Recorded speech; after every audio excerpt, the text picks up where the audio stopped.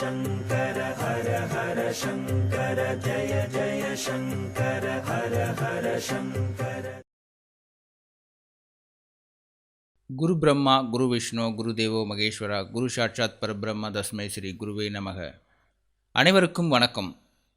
பக்தி மற்றும் இறை சிந்தனைகளை தொடர்ந்து வீடியோ பதிவுகளாக வெளியிட்டு வரும் டெம்பிள் தர்ஷன் யூடியூப் சேனலுக்கு உங்களை வரவேற்பதில் பெருமகிழ்ச்சி கொள்கிறோம். இன்றைய நம் காஞ்சி மகான் பகுதியில் ஒவ்வொரு வாரமும் நம்ம நிறைய பிரபலங்களுக்கு பெரியவா அனுக்கிரகம் பண்ண நிறைய விஷயங்களை பார்த்துட்டு வந்தோம். இந்த பதிவில் மிக பழமையான ஒரு பெரிய பிரபலம், இசை மேதைன்னு கூட அவரை சொல்லலாம், திரை இசை திலகம் கேவி மகாதேவன் அவர்களோட வாழ்க்கையில் நடந்த ஒரு அற்புதமான அதிசயமான ஒரு சம்பவத்தை தான் இன்றைக்கி நம்ம சிந்திக்க இருக்கோம்.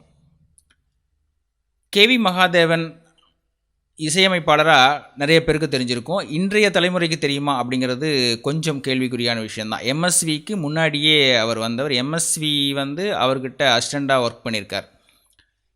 கேவி மகாதேவனை மாமான்னு தான் எல்லாம் கூப்பிடுவாங்க செல்லமாக. நிறைய ஆன்மீக படங்களுக்கு இசையமைத்திருக்கார். தில்லானா மோகனாம்பாள், திருவிளையாடல், சரஸ்வதி சபதம், இந்த மாதிரி நிறைய பெருமைப்படக்கூடிய நிறைய தமிழ் படங்களுக்கு இசையமைத்திருக்கார். கிட்டத்தட்ட 600 படங்களுக்கு மேலே இசையமைத்து நிறைய விருதுகளையும் வாங்கியிருக்கார். 70களில் மிக பிரபலமான இசையமைப்பாளர். இவருக்கு 2 மகன்களும் 3 மகள்களும் இருந்தாங்க. அதில் ஒரு மகன் அப்போது, அதாவது 70களில் 60-70களில் ஹிப்பி கலாச்சாரம் ஃபேமஸாக பரவிட்டு இருந்தது. அதாவது மேலை நாட்டு நாகரிகம், ஹிப்பி கலாச்சாரம் பயங்கரமாக பரவிட்டு இருந்தது. அதாவது நாகரிகத்தினுடைய உச்சகட்டமாக அது பேசப்பட்டது. நிறைய திரைப்படங்களில் கூட நாயகர்கள் அந்த மாதிரி ஹிப்பி ஃபார்மேட்டை ஃபாலோ பண்ணி நடித்தாங்க. அதாவது பட்டிக்காடா பட்டணமா படத்தில் கூட சிவாஜி அந்த மாதிரி ஒரு கெட்டப் போட்டிருப்பார். அதாவது ஹிப்பி வச்சுட்டு ஜிப்பா போட்டு ஜோலனா பை மாட்டிக்கிட்டு ஒரு மேலை நாட்டு நாகரிகத்தோட நுனி நாக்கில் இங்கிலீஷ் பேசிட்டு கித்தார் வச்சுக்கிட்டு, ஸோ இந்த மாதிரியான ஹிப்பி கலாச்சாரம் அங்கங்கே பயங்கரமாக பரவிட்டு இருந்தது. நம்ம நாட்டில் கோவாவில் இதனுடைய, அதாவது இது ஹிப்பி கலாச்சாரத்தை விரும்புகிறவங்க அந்த மாதிரி சந்திச்சுக்கிட்டாங்க. அந்த இடத்துல சில பேர் அதாவது சில இளைஞர்கள்லாம் இந்த டைமில் அது மேலே ரொம்ப மோகம் ஏற்பட்டு வீட்டை விட்டு ஓடி போகிற சம்பவங்கள்லாம் நடந்தது. அது மாதிரியான ஒரு சம்பவம் கேவி மகாதேவன் அவர்களின் வீட்டிலையும் நடந்தது. அவருடைய பையன் இந்த மாதிரி ஹிப்பி கலாச்சாரத்து மேலே ரொம்ப ஆர்வம் ஏற்பட்டு ஒரு நாள் வீட்டை விட்டு ஓடிட்டார். இதனால் ரொம்ப மனம் நொந்து போனாங்க கேவி மகாதேவனும் அவருடைய துணைவியாரும். ரொம்ப வருத்தப்பட்டு அவங்க பையனை தேட ஆரம்பித்தாங்க. ஆனால் எங்கேயுமே கிடைக்கல. அப்போது எம்ஜிஆர் கிட்ட இந்த விஷயம் வருது. எம்ஜிஆர் கேவி மகாதேவன் அவர்களுடைய மனைவி கிட்ட, நீங்கள் மகாபெரியவரை போய் பாருங்கள், கண்டிப்பாக உங்களுக்கு ஒரு தீர்வு கிடைக்கும் அப்படின்னு சொல்லிட்டு அவர்கிட்ட ஒரு ஐடியா சொல்கிறார். மகாபெரியவாவை அதுக்கு முன்னாடி இவங்க பார்த்ததே கிடையாது. ஸோ மகாபெரியவாவை பார்க்கணும் அப்படின்னா யாராவது ஒருத்தர் கூட்டிகிட்டு போகணும் இல்லையா? யார் கூட போகிறது அப்படின்னு கேட்குறப்ப, நான் ஒருத்தரை அனுப்பி வைக்கிறேன், வாலியை அப்படின்னு சொல்லி சொல்கிறார். கவிஞர் வாலி கிட்ட எம்ஜிஆர் இந்த மாதிரி மகாதேவன் ஃபேமிலியில் இந்த மாதிரி ஒரு சம்பவம் ஏற்பட்டிருக்கு, அதை பெரியவா கிட்ட சொல்லி அவர்கிட்ட ஏதாவது ஒரு பரிகாரம் கேட்டால் கண்டிப்பாக அந்த பையன் திரும்பி வர்றதுக்கு வாய்ப்பு இருக்குது, அதை நீங்கள் தான் அழைச்சிட்டு போயிட்டு பெரியவா கிட்ட சொல்லணும் அப்படின்னு சொல்லிட்டு வாலிக்கிட்ட சொல்கிறார் எம்ஜிஆர். வாலியும், கரும்பு தின்றதுக்கு எங்கிட்ட பதில் வேறு கேட்கணுமா, தாராளமாக கூப்பிட்டு போகிறேன், பெரியவா பார்க்குறேன்னா எனக்கு ரொம்ப சந்தோஷம் அப்படின்னு சொல்லிட்டு அவங்களுடைய, அதாவது கேவி மகாதேவன் அவர்களுடைய மனைவியை வாலி அவர்கள் பெரியவாவை பார்க்குறதுக்காக கூட்டிகிட்டு போகிறார். தேனம்பாக்கத்தில் பெரியவாவை சந்திக்கிறாங்க. பெரியவாவை சந்தித்து இந்த பையனுடைய விவரங்கள் எல்லாமே பெரியவா கிட்ட சொல்கிறாங்க. பெரியவா அன்னைக்கு மௌன விரதம் இருந்தார். வாலியும் கேவி மகாதேவன் அவர்களுடைய மனைவியும் சொன்னதை பெரியவா அமைதியாக கேட்டார். கொஞ்ச நேரம் அப்படியே கேட்டுட்டு அவங்கள ஆசீர்வாதம் பண்ணார். பிரசாதமாக குங்குமம் எடுத்து கேவி மகாதேவன் அவர்களுடைய மனைவிக்கு கொடுத்தார். அதுக்கப்புறம் பெரியவா எழுந்து உள்ளே போயிட்டார். இவங்களுக்கு ஒரு மாதிரி இருந்தது. ஏன்னா இவ்வளோ பெரிய பிரச்சனையை சொல்கிறோம், அதுக்கு வந்து திரும்ப வருவான் அப்படின்னோ, அல்லது வந்து அதுக்கு நான் ஏதாவது பிரார்த்தனை பண்ணுறேனோ, அல்லது நான் ஆசீர்வாதம் பண்ணுறேனோ, நான் ஏதாவது அதுக்காக விஷயம் பண்ணுறேன் அப்படின்னு பெரியவா எந்த கருத்துமே சொல்லாமல் எழுந்து உள்ளே போயிட்டார். அப்படிங்கிறதுல கேவி மகாதேவன் மனைவிக்கு ரொம்ப கொஞ்சம் வருத்தமாகவே இருந்தது.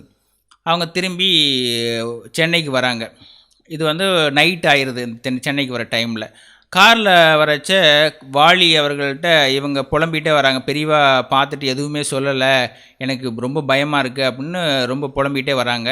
வாலி அவங்கள்ட்ட வந்து ஆறுதலாக, பெரியவா கிட்ட நாம் ஒரு காரியத்தை சொல்லப்போனால் பெரியவா அழகாக கேட்பார், கேட்டுட்டு அதுக்கு என்ன பண்ணணுமோ அவர் பண்ணுவார். அவர் வந்து சொல்லணுங்கிற அவசியமே இல்லை. அவர் ஒரு பார்வை பார்த்தாலே போதும், அந்த பார்வையில் 1000 விஷயங்கள் அடங்கியிருக்கும். அந்த பார்வையே அந்த விஷயத்தை அழகாக செய்து முடிக்கும்.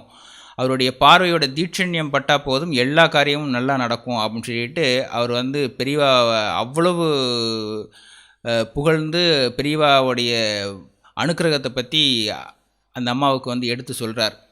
அவங்களும் அமைதியாக கேட்டே வராங்க. இவங்க வீட்டு பக்கம் மயிலாப்பூரில் அவங்க வீட்டு பக்கம் வந்து கார் நிற்கிது. அந்த கேட்டுக்கிட்ட நைட் இருட்டாக இருந்ததுனால கேட்டுக்கிட்ட ஏதோ ஒரு பையன் நிற்கிற மாதிரி ஒரு உருவம் தெரியுது. இவங்க இறங்கி பார்க்குறாங்க. அழுக்கு ட்ரெஸ்ஸோட அந்த ஹிப்பி தலையோட அவங்க பையன் வந்து அங்கே நின்றுட்டுருக்கான். இவங்களுக்கு பயங்கரமான ஆச்சரியம். அந்த பையனை கட்டி பிடிச்சி அந்த அம்மா அழறாங்க. அழுதுட்டு, இவ்வளோ நாள் எங்கடா போயிருந்த, எப்படிடா வந்த அப்படின்னு சொல்லிட்டு அழுதுட்டு கேட்குறாங்க. அப்போ அந்த பையன் சொல்கிறான், எனக்கு வந்து நேற்று நைட்லேருந்தே ஒரு அசிரீரி மாதிரி ஒரு குரல் கேட்டே இருந்துச்சு. இந்த ஹிப்பி கலாச்சாரமெல்லாம் நம்ம நாட்டுக்கு ஒத்து வராது, நீ திரும்பி வீட்டுக்கு போயிரு, நீ திரும்பி வீட்டுக்கு போயிரு அப்படின்னு சொல்லிட்டு ஒரு குரல் எனக்கு ஒழிச்சிட்டே இருந்தது. அதனால தான் நான் அதெல்லாம் வேணான்னு சொல்லிட்டு வந்துட்டேம்மா அப்படின்னு சொல்லிட்டு அழுதுட்டு அந்த பையனும் சொன்னான்.